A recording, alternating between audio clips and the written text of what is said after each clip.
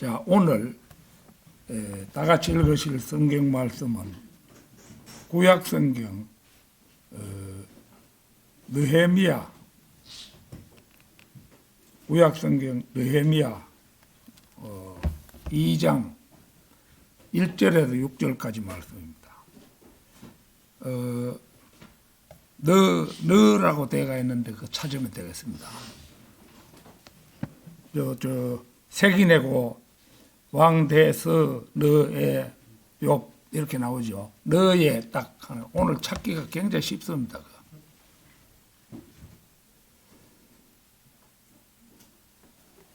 느헤미야 2장 느헤미야기 2장 1절에서 6절까지 말씀입니다. 자, 다 찾으신 줄 알고 받들어 읽겠습니다. 그리고 아르타크세르 크세스 왕 제20년 니산월에 이러한 일이 있었으니 포도즙이 그 옆에 있었더라. 그런즉 내가 포도즙을 집어 올렸고 그것을 왕에게 주었더라. 이때 나는 그 전까지 그의 면전에서 슬퍼한 적이 없었더라. 이러한 이유로 왕이 나에게 말하기를 네가 병든 것이 아니거늘 어찌하여 너의 안색이 슬픈 것이냐. 이것은 다름 아닌 마음의 슬픔이로다 하였더라. 그때 내가 매우 심히 무서워하며 왕에게 말하기를 왕께서는 영원토록 사소서. 그 도시 곧 제 조상들의 돌무덤들이 있는 장소가 황폐하게 되어 있고 그곳의 성문들이 불에 소멸되어 싸우니 어찌하여 제 안색이 슬프지 아니하겠나이까 하였더라. 그때 왕이 나에게 말하기를 그렇다면 너는 무엇을 요청하느냐 하였더라. 그러기에 나는 하늘의 하나님께 기도하였더라. 그리고 내가 왕에게 말하기를 만일 그것이 왕을 기쁘시게 한다면 혹 당신의 종이 당신의 목전에서 호의를 발견하였다면 친히 저를 유다로 보내시어 제가 저의 조상들의 돌무덤들의 도시를 건축할 수 있도록 그곳에 이르게 하소서 하였더라. 그러자 왕이 나에게 말하기를 그의 곁에는 왕비도 앉아 있었으니 너의 여정이 얼마나 오래 걸리겠느냐 또 네가 언제 돌아오겠느냐 하였더라. 그렇게 하여 나를 보내는 것이 왕을 기쁘게 하였기에 내가 그에게 한 때를 정해 주었더라. 자, 오늘 이 느헤미야 기는 이 느헤미야가 그 페르시아 왕 때 지금의 이란 땅에 포로로 잡혀가 있는 그런 이제 형편에서 이 느헤미야가 왕께 포도즙을 올리는 그런 직책을 맡은 사람이었어요. 그래서 이제 항상 왕과 가장 가까이서 지내는 그런 사람이었죠. 그래서 응답받은 느헤미야의 기도 이런 제목으로 말씀을 드리겠습니다. 느헤미야는 유다 지파 하가랴의 아들로 페르시아 궁정에서 아르타크세르 크세스 1세 왕에게 신임을 받아서 술 맡은 관원이 되었던 인물입니다. 왕의 20년 곧 BC 445년에 예루살렘에 귀환할 것을 왕에게 허락받은 동시에 유대 총독에게 임명되어 예루살렘에 도착, 사마리아인과 기타 여러 사람의 반대에도 굴하지 않고 성곽 중수에 매진함으로써 52일 만에 완성하였던 입지전적인 사람입니다.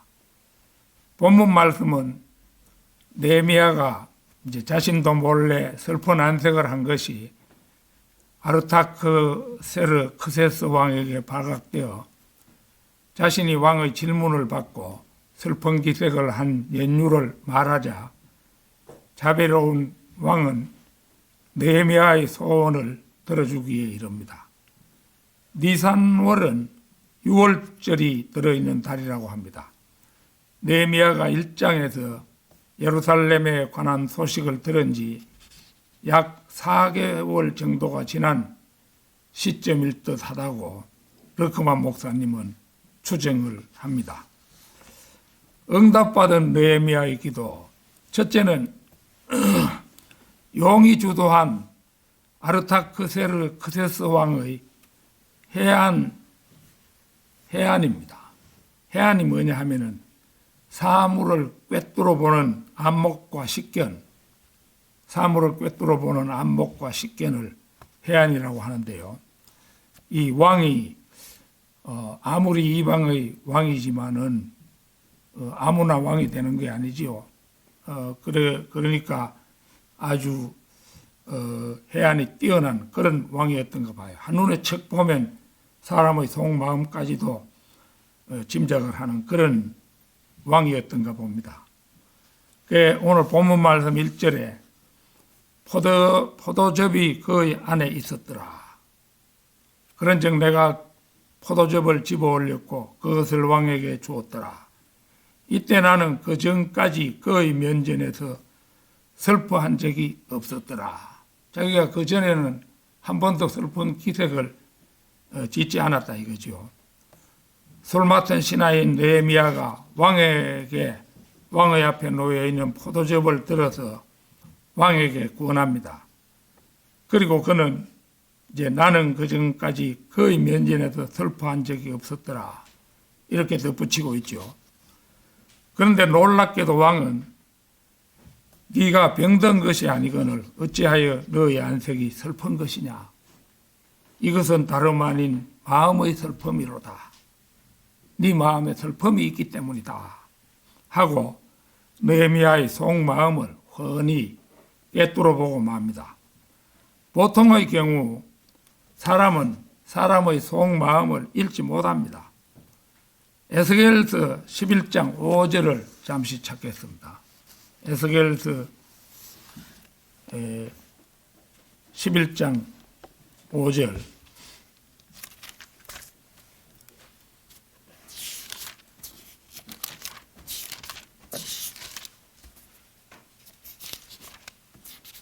(11장 5절)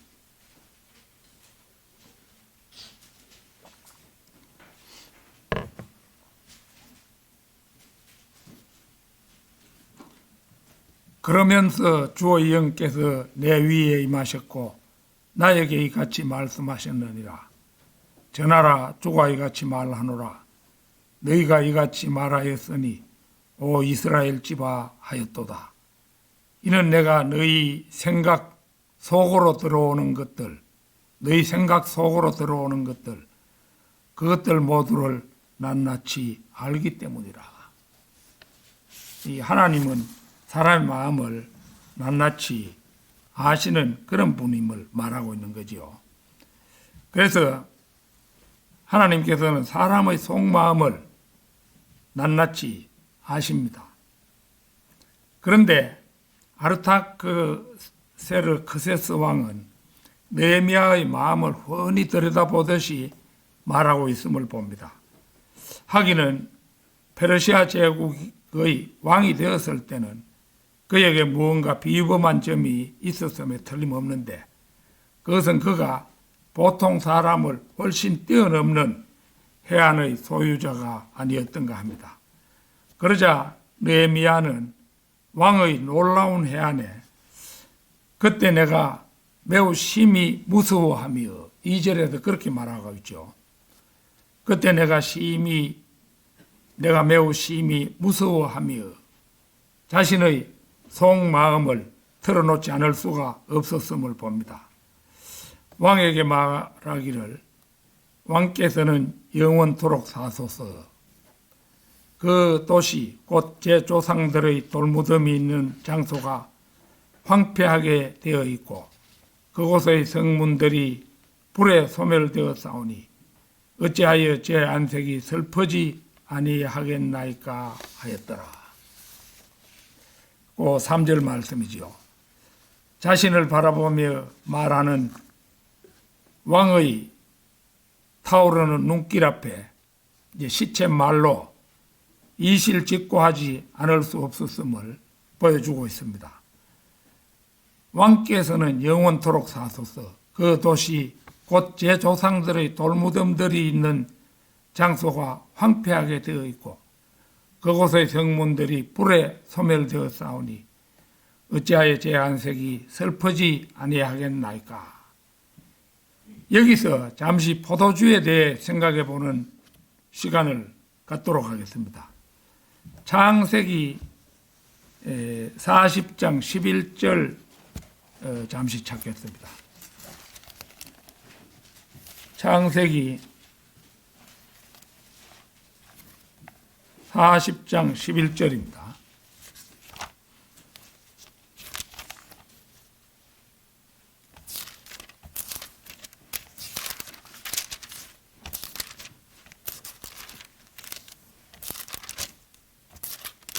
(40장 11절) 또한 파라오의 잔이 내 손안에 있었더라. 그런즉 내가 그 포도들을 따서 그것들을 파라오의 잔 안에다 짰고 내가 그 잔을 파라오의 손안에 들었노라. 이게 이제 요셉이 이제 그 감옥에 있었을 때 감옥의 대소사를 책임지는 그런 사람이 되었었죠. 그런데 그 왕의 술 맡은 관원이 자기가 꿈꾼 것을 얘기하는 그런 장면입니다. 그래서 그 요셉의 예언대로 그 술 맡은 관원이 풀려났었죠. 오늘 본문 말씀에 나오는 느헤미야의 역할이 바로 이 술 맡은 관원이었다. 이것임을 알 수가 있죠. 만일 느헤미야가 포도주를 만들었다면 그가 한 일은 포도를 잔에다 짜넣는 일이었을 것입니다. 이때 만에 하나라도 독이 들어갈까 해서 포도주를 짜는 사람은 먼저 시험을 해야 했습니다. 시험적으로 마셔봐야 되죠. 우리 주님께서는 주의 만찬에서 12제자들을 위해 잔을 따르는 자로서 바로 식탁에다 포도주를 만들어 놓으십니다. 그때 우리 주님께서 만드신 포도주는 포도즙이었죠. 이로써 그것이 발효된 포도주가 아니었음은 분명하게 입증이 됩니다. 그것은 새 포도주였는데 새 포도주는 결코 발효된 포도주가 아닙니다. 그리고 그 3절 맨 처음에 왕께서는 영원히 사소서. 이 구절은 고대에 인간 폐하를 아련할 때 흔히 사용되던 기원문입니다. 기원문. 그러니까 왕 앞에 나가서 말 시작할 때는 왕께서는 영원히 사소서 이 말부터 한다는 거죠. 그러나 지난 60세기를 돌아볼 때 지상에서 어떤 왕도 영원히 살지를 못했습니다. 인류 역사가 시작된 지 60세기가 지나갔잖아요. 6,000년이 지나갔습니다. 이제 뭐잖아. 우리 바이블 빌리버들은 우리 이름들을 부르시는 음성에 순식간에 몸이 변하여 끌려 올라가 영원히 사시는 유다 지파의 한 왕을 아련하게 될 것입니다. 예수 그리스도를 머지않아 이제 아련하게 되는 것이죠. 그 다음에 이게 또 하나 그냥 이제 허투루 볼 수 없는 말씀 한 대목이 그게 있는데요.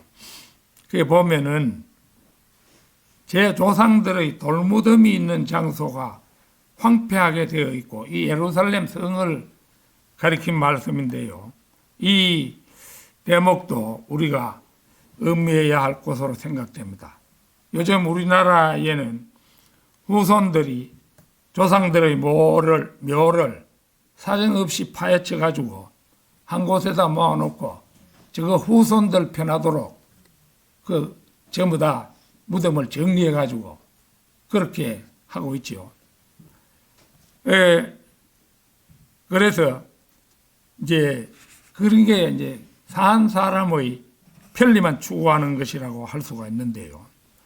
이런 일은 결코 잘한 일로 보이지는 않습니다.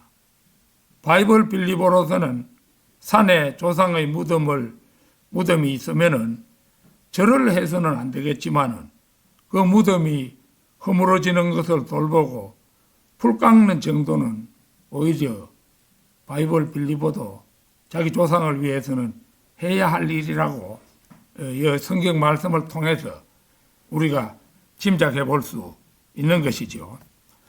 응답받은 느헤미야의 기도. 둘째는 그렇다면 너는 무엇을 요청하였느냐는 왕의 질문이옵니다. 왕의 질문입니다. 본문 말씀 4절입니다. 그때 왕이 나에게 말하기를 그렇다면 너는 무엇을 요청하느냐 하였더라. 그렇게 나는 하늘의 하나님께 기도하였더라. 그렇다면 너는 무엇을 요청하느냐? 이것은 대답하기가 매우 까다로운 질문입니다. 에스더서 4장을 한번 찾겠습니다. 에스더서 느헤미야 바로 앞에 에스더서지요.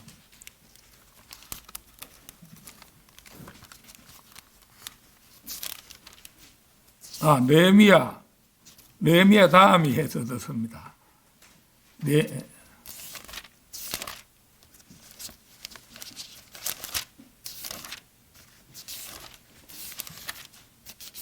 사장입니다. 에스더 4장 11절입니다.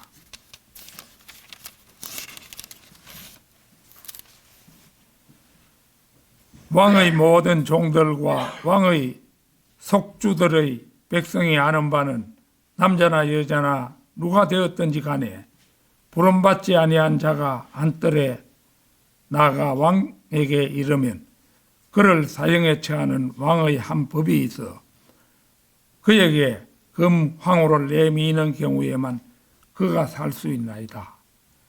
그러나 나는 지난 30일 동안 왕에게 들어오라는 부름을 받지 못하였나이다. 에스더는 자신의 남편인 왕에게 나아가는데도 사형당할까 전전긍긍해야 했었음을 보여주는 말이죠. 그리고 그는 마침내 이제 그 하만에 의해서 이스라엘 전체 민족이 위기에 처했으니까 이제 더 늦출 수는 없었습니다. 그래서 이제 에스더는 그리하여 내가 죽으면 내가 죽으리이다. 내가 죽으면 죽는 형편이 되면 죽겠다고 이렇게 하고는 이제 결단을 내린 후에 왕 앞에 나아갔음을 우리는 지금 읽었던 그 부분을 뒤에 읽어보면 나옵니다. 열왕기상 2장 13절도 한번 찾겠습니다. 열왕기상 2장 13절.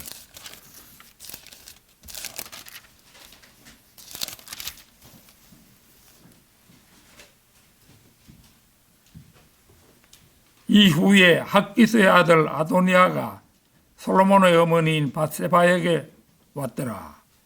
그러자 그녀가 말하기를 네가 평화로이 오느냐 하였더라. 이에 그가 말하기를 평화로이 오나이다 하였더라. 그가 덧붙여 말하기를 제가 당신께 말할 것이 다소 있나이다 하였더라. 이에 그녀가 말하기를 말해보라 하였더라. 그 뒤에 이제 17절도 보겠습니다. 이에 그가 말하기를 제가 당신께 간구하오니, 요 아도니아의 말이죠. 솔로몬 왕께 고하여 이는 그가 당신께 아니 된다고 말하지 않을 것이므로 그가 제게 슈남족 아비삭을 아내로 주도록 하여 주소서 하였더라.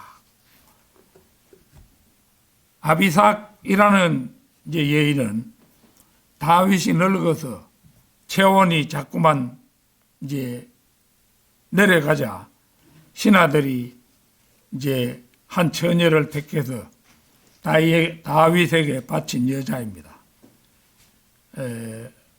그 이제 성경을 읽어보면은 알몸으로 이제 자기의 체온을 높여주는 그 아비삭을, 그러나 다윗이 육체적 관계는 맺지 않았다고 그렇게 성경에 기록이 되어 있습니다. 그래서 그런 여자인데 아도니아가 솔로몬의 어머니 밧세바에게 가서, 그러니까 솔로몬 왕한테 직접 나가면 잘 안 들어주고 자기 어머니에게 부탁을 하면 잘 안 들어주겠나, 이래가지고 솔로몬 왕에게 부탁하여 아비삭을 자신의 아내로 달라는 폐륜적 요청을 하기에 이릅니다. 알몸으로 자기 아버지와 잠자리를 같이 했던 여자를 아들이 아내로 달라니, 이건 폐륜적 요청이라고 할 수 있죠. 결국 아도니아는 이 잘못된 요청으로 말미암아 비록 솔로몬의 형이었지만 결국 아우 솔로몬 왕에게 죽는 운명에 처해지고 맙니다. 그러니까 왕이 뭐 질문을 할 때는 함부로 대답하면은 자기 목이 달아날 수가 있는 것입니다. 응답받은 느헤미야의 기도. 셋째는 왕의 질문을 받고 간발의 순간에 기도한 느헤미야입니다. 그때 왕이 나에게 말하기를 그렇다면 너는 무엇을 요청하느냐 하였더라. 그렇기에 나는 하늘의 하나님께 기도하였더라. 요 4절 말씀에 그렇게 되어 있죠. 그래 느헤미야는 즉시로 기도했음이 분명합니다. 그렇기에 나는 하늘의 하나님께 기도하였더라. 이런 경우에 느헤미야가 기도한 시간은 불과 길어야 3, 4초간이었을 것이고, 그것도 자신 외에 다른 사람은 절대로 기도하는 줄을 눈치채지 못하게 한 채로 필요한 몸동작을 하면서 기도한 것은 아니었습니다. 눈을 뜬 상태로 왕 앞에서 마음속으로만 잠시 기도한 것을 말합니다. 만일 그가 지체한 시간이 5, 6초 정도 되었다면 틀림없이 왕의 마음속에는 미심쩍은 생각이 일어났겠지요. 그런데 느헤미야는 바로 그 자리에서 적석으로 기도를 하고 있습니다. 그러니까 왕도 눈치채지 못하게 왕 앞에서 마음속으로 기도를 하는 것입니다. 르크만 목사님은 자신의 경우를 보더라도 이런 일이 비일비재했다고 고백합니다. 바이블 빌리버라면 누구나 위험한 상황에 처했을 때 그 즉시 기도하기 마련이라고 그렇게 르크만 목사님은 말씀하고 있습니다. 마태복음 14장 30절 찾겠습니다. 마태복음 14장 30절.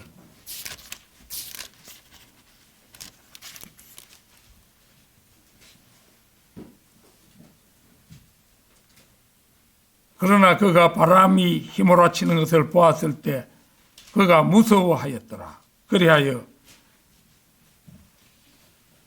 가라앉기 시작하니 그가 소리치며 말씀드리기를 주여 저를 구원하소서 하였더라. 이 엉격거래 베드로가 주님께 구원을 요청한 그런 장면이죠.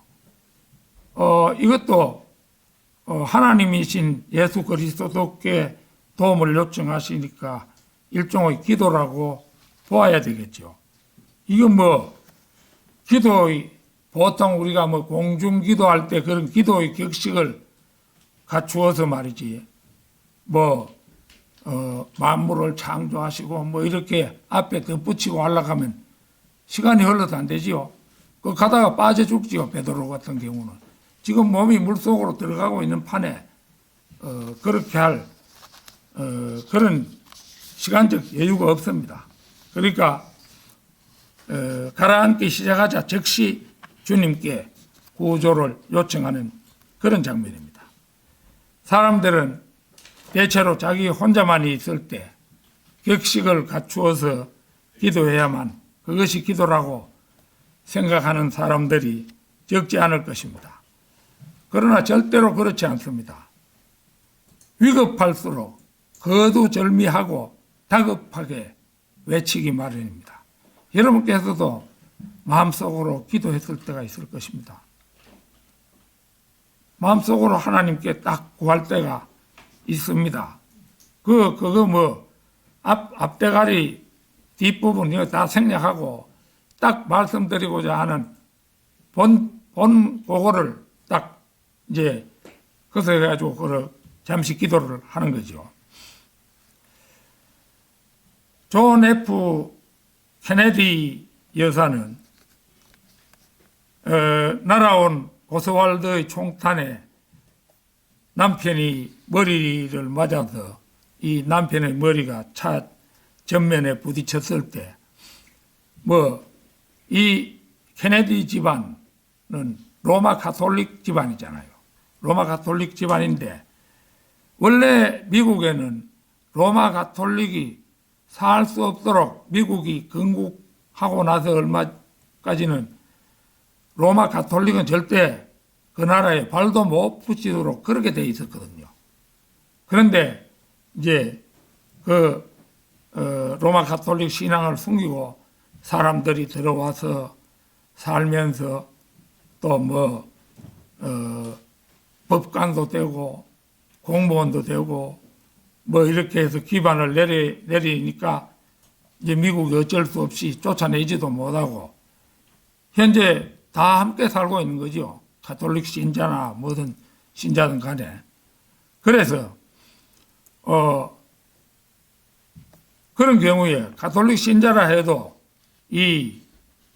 급박한 순간이 되니까 이 케네디 여사가 마리아 만세라든지 우리 아버지여 이런 말로 단 5초도 소비하지 않고 그렇게 오 하나님 하고 불과 1, 2초 되는 그 순간에 그렇게 소리를 질렀다고 합니다. 한 번은 르크만 목사님이 학위 논문 자료를 챙기러 밥 존스 시니어를 방문했을 때 그 백전 노장께서는 빌리 선데이에 관한 몇 가지 일화들을 말해 주었다고 합니다. 그의 말에 따르면 빌리는 주님과의 관계가 너무도 친밀하여 그가 지금 죽게 말씀드리고 있는 것인지 아니면 사람들에게 이야기하고 있는 것인지 가끔은 분간하기가 어려웠다고 합니다. 그만큼 기도에 익숙한 그런 사람이었죠.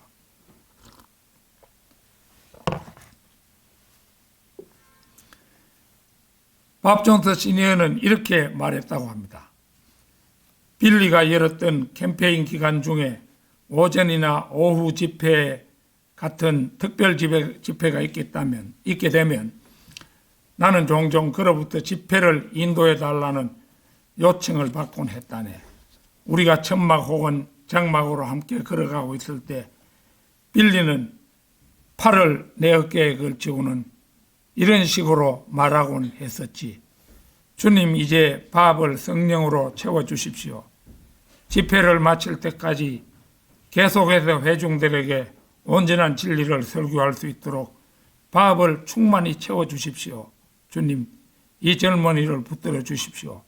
아멘 하고는 뭐 가면서도 그냥 기도하는 겁니다. 르크만 목사님도 지금까지 여러 지역을 다니면서 집회를 인도하는 가운데 어떤 질문을 받게 되면 5초 안에 그 질문에 대한 성경 구절을 찾아주곤 했다고 합니다. 이게 성경을 웬만큼 알지 않고는 힘든 일이죠. 이제 우리도 표준 킹 제임스 성경 이걸 사용하고 나서는 성경 구절을 찾기가 굉장히 어려워졌어요. 이제 마음속에 있는 구절로 가지고는 잘 안 되고 그래서 전에보다 아무래도 시간이 좀 걸리는 그런 형편입니다. 그래서 이제 설교 준비할 때도 이번 주일엔 이 말씀을 가지고 한번 해야 되겠다. 그런데 이 말씀이 어디 있지? 이걸 찾으려고 하면은 좀 시간이 걸릴 때가 있는 것입니다. 르크만 목사님은 5초 안에 그 질문에 대한 성경 구절을 찾아 주었다고 합니다. 대단한 성경 실력이지요. 하기는 킹 제임스 성경을 140독 이상 한 분이 바로 르크만 목사님입니다. 그분은 모임이 있을 때마다 강당으로 들어가기에 앞서 하나님께 잠언 22장 17절에서 21절을 성취해 달라고 기도드리곤 했다고 합니다. 이건 뭐 간단한 기도는 아니겠습니다만 한번 그 대목 한번 찾아보겠습니다. 잠언 22장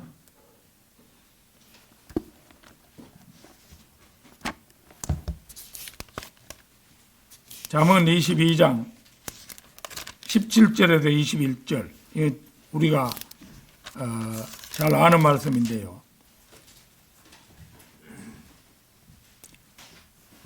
너희 귀를 기울여 지혜로운 자들의 말을 들으라. 그리고 나의 지식에 너희 마음을 써라. 이는 만일 네가 말씀들을 너희 안에 간직하면 그것이 기쁨을 주는 일이기 때문이라. 그것들이 모두 너희 입술 안에 꼭 들어맞으리라. 내가 너로 하여금 주를 신뢰하게 하려고 이날 너에게 이것을 알게 하였나니 바로 너에게라. 내가 조언들과 지식에 있어서 탁월한 것들을 너에게 기록한 것은 내가 진리의 말씀들의 확실함을 너에게 알게 하고 너에게 사람을 보내는 자들에게 네가 진리의 말씀들로 답변을 하게 하려 함이 아니냐.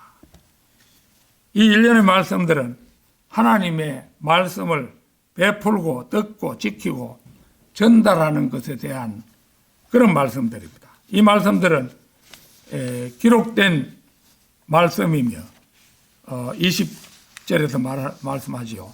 진리의 말씀들이며 21절에도 말씀합니다. 이 말씀들은 사람들이 주를 신뢰하도록 하기 위해서 기록되었다고 19절에서도 말씀합니다. 주님께서 듣는 자에게 직접 이 말씀을 알게 하십니다. 이 말씀들은 사람들에게 개인적으로 계시되며 마음으로 이 말씀을 받아들여야 한다고 성경은 말씀합니다.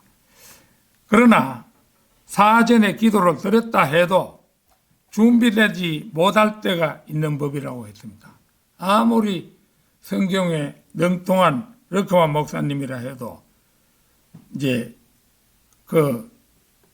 상대방이 질문이 들어왔는데 그 말씀이 떠오르지 않을 때가 있다는 거예요. 그럴 때면 목사님은 이제 시간을 벌기 위해서 질문을 다시 해주겠습니까? 이렇게 요청하면서 그 사람이 질문을 다시 하는 동안 재빠르게 한 3, 4초간 느헤미야와 같은 기도를 드린다고 합니다. 하나님 저를 도와주십시오. 구절이 생각나게 해주십시오. 주님께서는 그 구절이 어디에 있는지 아시나 저는 모릅니다. 주께서 도와주시지 않는 한 저는 아무 대답도 할 수 없습니다. 그렇게 했을 때 하나님께서 그 기도에 응답받도록 해주지 않은 적은 한 번도 없었다고 그렇게 수료했습니다. 딱 기도를 드리면은 하나님이 몇 장 몇 절 하고 딱 알려주신다 이것이요. 그러니까 우리도 성경 말씀을 가능하면은 많이 마르고 닳도록 그야말로 읽어서 이 새겨지도록 해야 됩니다. 그러면 이제 무슨 말씀이 떠오르면 거기 어디 있는 말씀이지 이걸 이제 알아내야 되겠죠. 응답받은 느헤미야의 기도. 넷째는 5절에서 느헤미야가 기도했고 이제 요청했고 6절에서 왕은 답변했습니다. 하나님께서 아르타크세르크세스 왕의 마음을 어떻게 준비해 주셨는지 보십시오. 오늘 본문 말씀 5절입니다.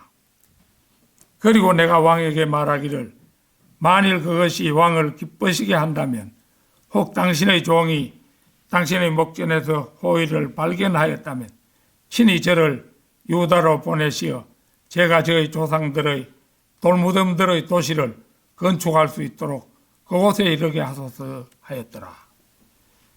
이게 바로 이제 3, 4초간의 기도 끝에 왕에게 드린 느헤미야의 답변입니다.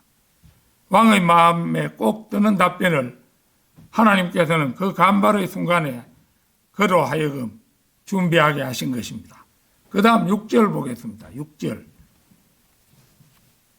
그러자 왕이 나에게 말하기를 그의 곁에는 왕비도 앉아 있었으니 너의 여정이 얼마나 오래 걸리겠느냐, 들어주지 않을 것 같으면 얼마나 오래 걸리겠느냐 이런 걸 물을 리가 없지요.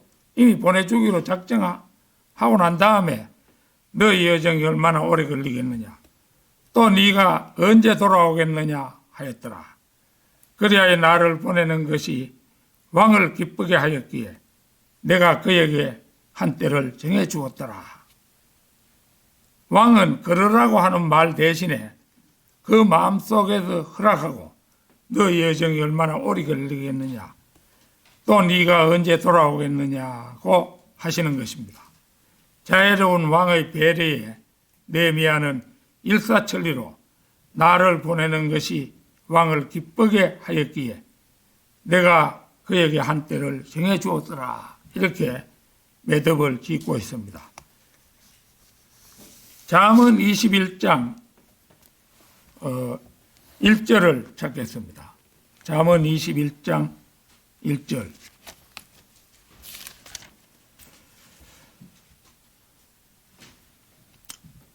왕의 마음이 주의 손안에 있으니 물이 흐르는 강들 같도다. 그분께서 자신이 원하시는 곳으로 어디든지 그것의 방향을 바꾸시느니라. 이 말씀은 미리 정하심에 대한, 이 잠언의 이 말씀은 미리 정하심에 대한 구절입니다.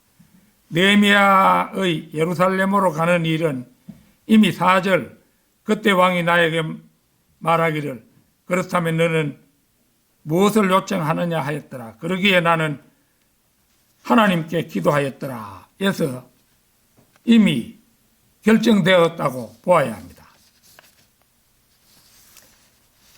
보다 정확히 말하면 그렇기에 나는 하늘의 하나님께 기도하였더라. 이 대목에서 이미 왕의 뜻이 결정되도록 하나님께서 하셨다는 것입니다. 결론적으로 성도들에게 있어서 기도는 흔히 호흡에 비견됩니다. 데살로니가 전서 5장 7절을 찾겠습니다. 데살로니가 전서 5장 7절입니다.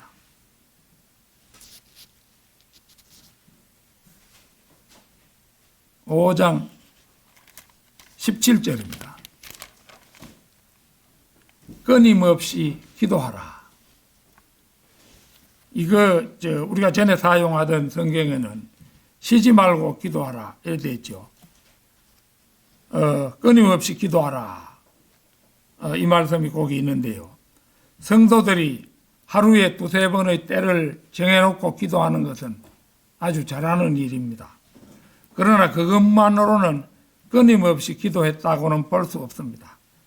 우리가 가능하다면 일상생활을 하며 3, 4초간씩 느헤미야의 기도까지 할 수 있다면 비로소 끊임없이 기도하라는 말씀을 실천하는 길이라고 믿습니다. 생활 가운데 끊임없이 기도하라는 말씀을 실천하는 성도 여러분이 되시기를 기원합니다. 다 같이 기도드리겠습니다.